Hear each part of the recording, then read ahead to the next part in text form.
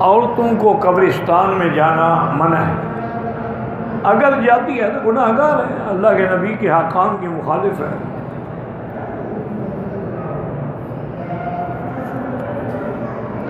جو لوگ زندہ ہیں ان کے لیے ہم خیرات صدقات کر سکتے ہیں، ہاں کر سکتے ہیں۔ ہیلا کرنا جائز ہے یا ناجائز ہے؟ ایک ہیلا جائز ہے، ایک ناجائز ہے۔ ہیلا جائز تو یہ ہوتا ہے کہ جس سے شریعت کا حکم بھی نہ ٹوٹے اور بندے کو بھی فائدہ ہو جائے۔ جیسے حکم ہے کہ میقات سے بغیر احرام کے نہ آئیں۔ اب کسی آدمی کی مجبوری ہے تو علماء نے ہیلا لکھا ہے کہ اگر تم طائف سے آ رہے ہو تو عرفات کی نیت کر لو، عرفات میں آ کے کچھ دیر بیٹھ جاؤ، پھر عرفات میں مکے آ جاؤ تو احرام کی ضرورت نہیں ہے۔ تو یہ ہیلا ہے۔ اسی طرح ہیلا تو اللہ نے خود سکھلایا تھا یوسف علیہ السلام کو کہ اپنے بھائی کو کیسے پکڑنا ہے، اپنا جام اس کے سامان میں رکھ لو، پھر چور بنا کے پکڑ لو۔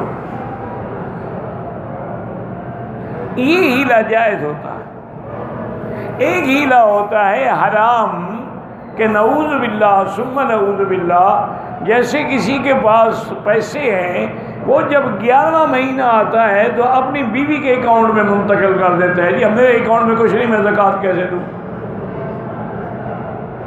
اور بیوی کے پاس جب 11 مہینے ہوتے ہیں وہ خاوند کے اکاؤنٹ میں منتقل کر دیتا ہے، اس کو زکوٰۃ دینی پڑی گا اس کو۔ یہ ہیلا حرام ہے کہ جس سے تم بچ رہے ہو، یہ ہیلا جو ہے وہ حرام ہے۔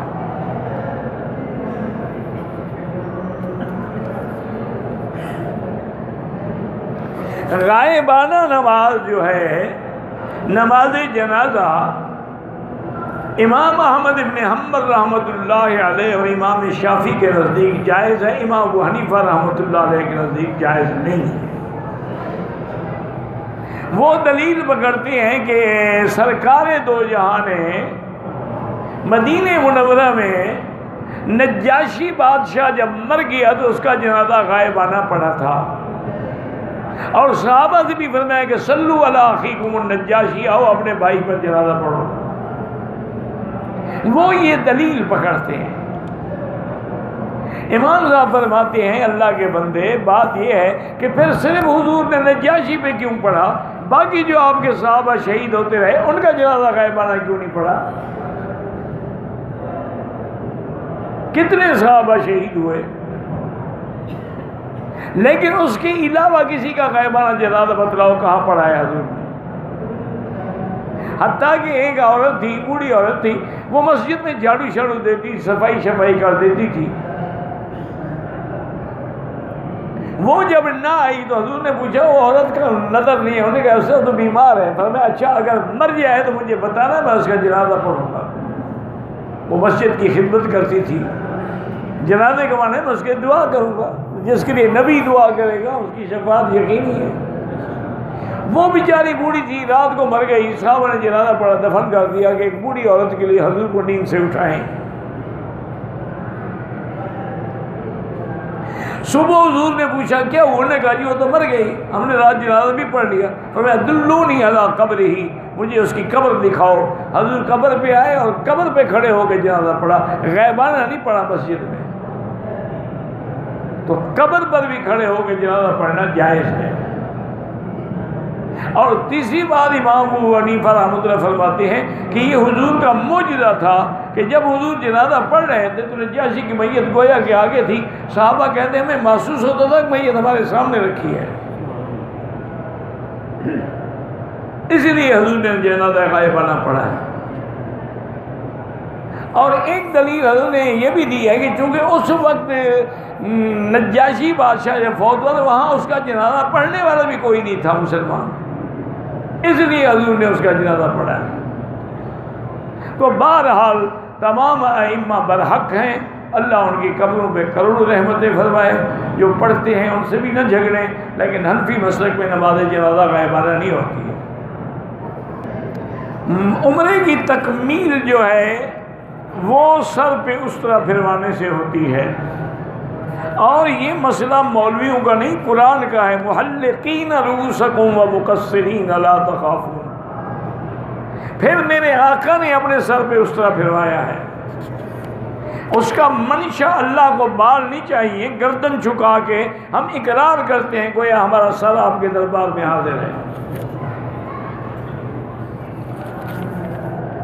بہرحال یہ ٹاور میں جو مسجدیں بنی ہوئی ہیں اگلی صفحے نظر آئے تو نماز ہو جاتی ہے.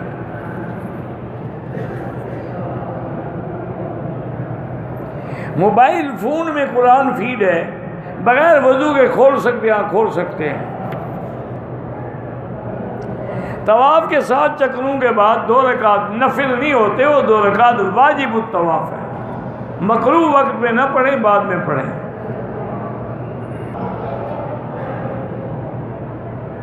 اگر ہم شرٹ میں یا وردی پہنے ہوئے ہوتے ہیں نماز پڑھ سکتے ہیں, پڑھ سکتے ہیں.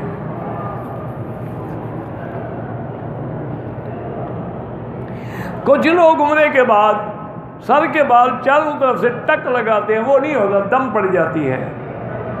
آپ زمزم کھڑے ہو کے پیو تو جائز ہے, اور افضل یہ ہے کہ بیٹھ کے پیے. احرام کی چادر باندھنے کا کوئی خاص طریقہ ہے؟ کوئی خاص طریقہ نہیں. جیسے چادر باندھتے ہو. عمرہ کرنے کے بعد اگر 2 ساتھی ہیں ایک دوسرے کے سر پہ اس طرح پھیر سکتے ہیں, پھیر سکتے ہیں.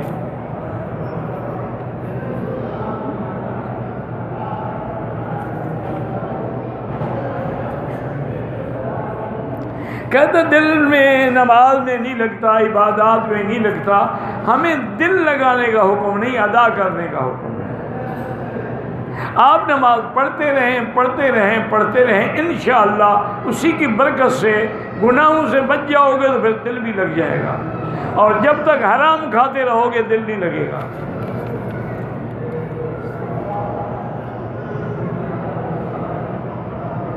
اللہ کے 99 نام ہیں جو حدیثوں میں موجود ہیں, اور حضور نے فرمایا بھی ہے کہ لا الہ الا انت سبحانک انی کنت من الظالمین.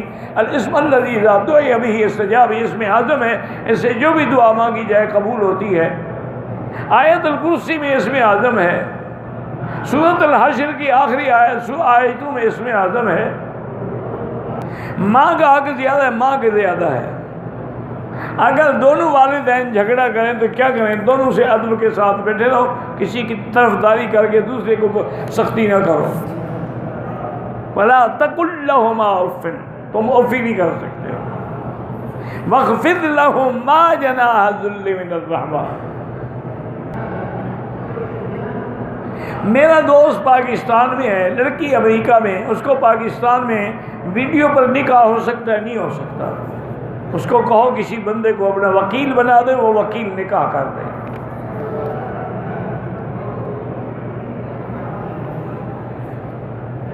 زندہ انسانوں کے لیے عمرہ اور طواف نہیں ہوتا ہے.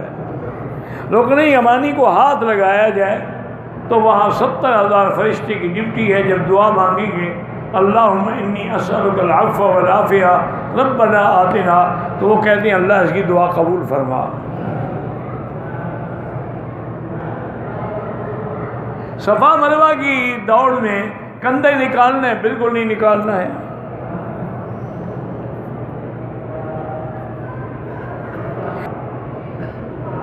کہتے ہیں کہ ایک مولوی صاحب نے فرمایا کہ تمام انبیاء اپنی قبروں میں نماز پڑھتے ہیں. میرا بھائی, اللہ چاہے تو پڑھتے ہیں, ورنہ نماز کی پابندی تو نہیں ہے نا ان پہ. کیونکہ صحیح حدیث میں حضور نے فرمایا رأیت اخی موسیٰ وہو قائم یصلی فی قبرہ, تو موجوداً اللہ پاک نے ان کو توفیق دی. یہ تو نہیں کہ ان پر نماز فرض ہے, ہر نبی فوت کے ہونے کے بعد نماز پڑھے.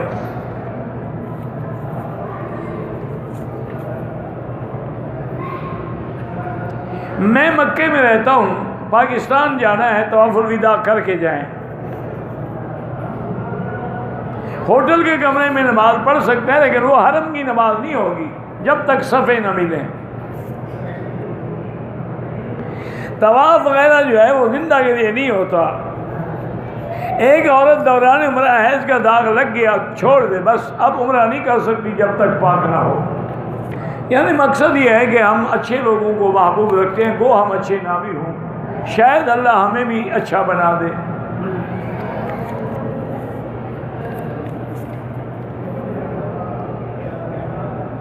لائف انشورنس جو ہے میں تو جانتا ہوں جو لائف انشورنس مشہور ہے وہ ناجائز ہے.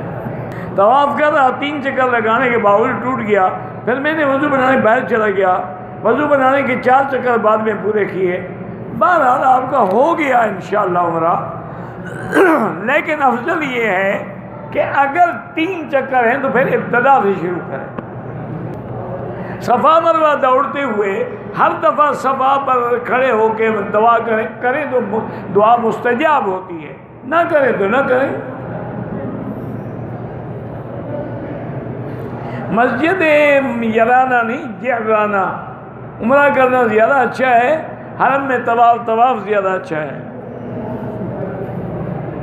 طواف کے دوران حتیم میں 2 رکعت نماز نہیں پڑھ سکتے جب تک طواف مکمل نہ ہو.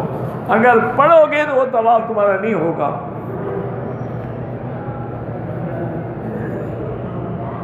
کہتے ہیں کہ پاکستان میں نماز جنازہ کی پہلی رکعت میں ثنا پڑھتے ہیں، دوسری میں درود، تیسری میں میت کی دعا. بس جیسے پڑھتے ہو ٹھیک پڑھتے ہو، بس زیادہ بحثوں میں نہ پڑھو. یہ مسائل علماء کا کام ہے، ہر بندے کا کام نہیں ہے. قسطوں میں سامان لینا جائز ہے. دوسرے عمرے کے لیے گروپ کی صورت میں طائف جا رہے ہیں، میرے حیض کے دن شروع ہو گئے تو پھر آپ کو نیت نہیں کرنی چاہیے. ایسا نہ ہو کہ آپ نیت کر رہے ہیں، حیض آ گیا آپ کو بیٹھنا پڑے گا.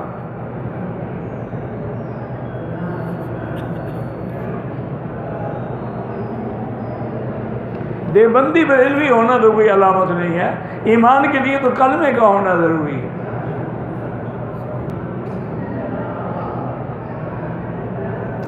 خواتین قربانی نہیں کرتی، ان کو بھی کرنی چاہیے، اور جو گھر کا بڑا ہے اس کے ذمہ ہے کہ وہ کر دے. دعا کے علاوہ بچوں کا کوئی علاج نہیں. والدین کی ذمہ داری ہے کہ دعا مانگتے رہیں. اور بزرگوں نے لکھا ہے کہ ہر نماز کے بعد اول آخر درود شریف پڑھ کے اگر 7 دفعہ یہ آیت پڑھو، اصلح لی فی ذریتی انی تبت الیک و انی من المسلمین، تو بچے فرمانبردار ہو جائیں گے.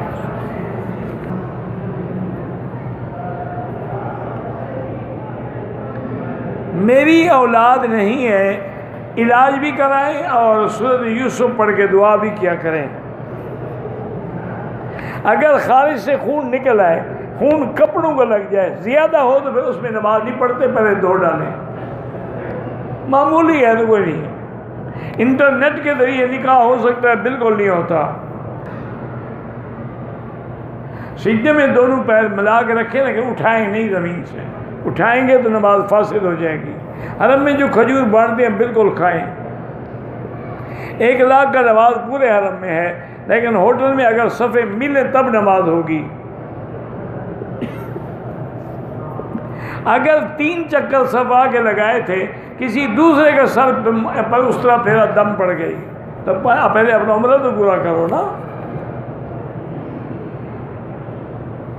عمرہ ادا کرتے وقت طواف کے بعد سر مڈایا، کپڑے پہن کے پھر صفا کی، اب دم پڑ گئی. سفر میں افضل یہ ہے کہ نماز قصر پڑھی جائے. احرام کی حالت میں اگر خوشبودار صابن استعمال کیا، دم ہے، دم مکے میں دینی ہوگی، انڈیا میں نہیں. جو لوگ گھروں میں قرآن نہیں پڑھتے، اللہ ہدایت دے. 7.5 تولے سونے پر زکوٰۃ ہے. 7.5 تولے پر، یا مثلا 4 تولے سونا ہے لیکن 3.5 کے لیے اور پیسے بھی ہیں، نقد چاندی بھی ہے، جائیداد، پھر بھی زکوٰۃ دینی پڑے گی. واللہ اعلم. ربنا تقبل منا انك انت السميع العليم وتب علينا انك انت التواب الرحيم. اللهم انت ربي لا اله الا انت الاحد الصمد الفرد الذي لم يلد ولم يولد ولم يكن له كفوا احد. اللهم انا نسالك باسمائك الحسنى وصفاتك العلى اللهم ثبتنا على الايمان. اللهم ارزقنا حسن الختام. اللهم اجعل خير ايامنا آخرها. اللهم اجعل خير اعمالنا خواتيمها. یا اللہ بیماروں کو شفا عطا فرما. یا اللہ بیماروں کو شفا عطا فرما. بے حیاؤں کو حیا عطا فرما. بے دینوں کو دین عطا فرما. بے اولادوں کو اولاد صالح عطا فرما. یا اللہ بے روزگاروں کو روزگار عطا فرما. جن کا رزق تنگ ہے ان کے رزق میں برکتیں عطا فرما۔ یا اللہ جن کے گھروں میں بچیاں ہیں ان کو خیر کے رشتے نصیب فرما۔ یا اللہ مسلمان جس ملک میں ہیں، وہ فلسطین میں ہیں، کشمیر میں ہیں، شام میں ہیں، عرب میں ہیں، عجم میں ہیں، افغان میں ہیں، ان کی جان مال آبرو عزت کی حفاظت فرما۔ یا اللہ تمام دنیا میں مسجدوں اور مدرسوں کی اور دینی جماعتوں کی حفاظت فرما، دین کے کام کرنے والوں کی حفاظت فرما، دین کے نام لینے والوں کی حفاظت فرما۔ یا اللہ حرمین شریفین کو قیامت تک ہر فتنے سے محفوظ فرما۔ یا اللہ پاکستان کو یہودیوں کی سازش سے بچا لے۔ یا اللہ یہود و ہنود کی سازش سے محفوظ فرما۔ ربنا تقبل منا انك انت السميع العليم وتب علينا انك انت التواب الرحيم وصلى الله تعالى على خير خلقه سيدنا محمد وعلى اله وصحبه اجمعين اللهم صل على سيدنا محمد وبارك وسلم۔